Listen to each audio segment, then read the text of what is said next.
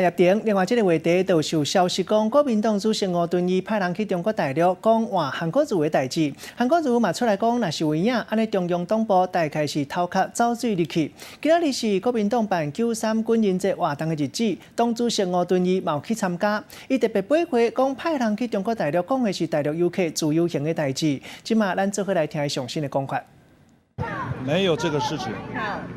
我请当时周继祥大陆事务部主任，加上曾经担任陆委会副主委、海基会副董事长的张显耀，在大陆宣布47个城市不让自由行到台湾来，同时准备把团客减50%。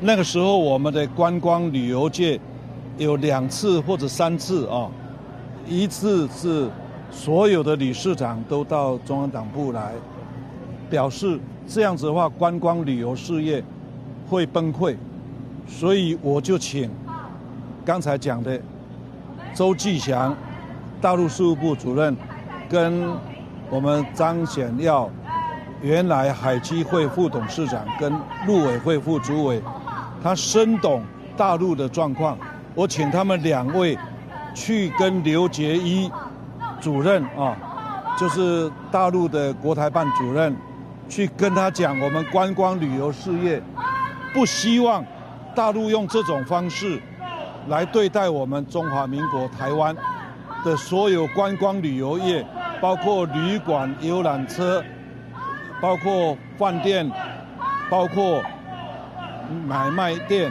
都是会受很大的伤。主席，那你有收他是指证没有去请他，也没有请张显耀，如同有一个人随便讲的说，把在台湾选举的民调拿给国台办，这是真正匪夷所思的事情。那我去找郭董吗？绝对没有这种事，跟郭董沟通都是郝龙斌副主席沟通的，所以没有张显耀。有几次跟他谈，没有张显耀，因为副主席有一个郝龙斌，那怎么会找一个不是有党职的人去谈呢？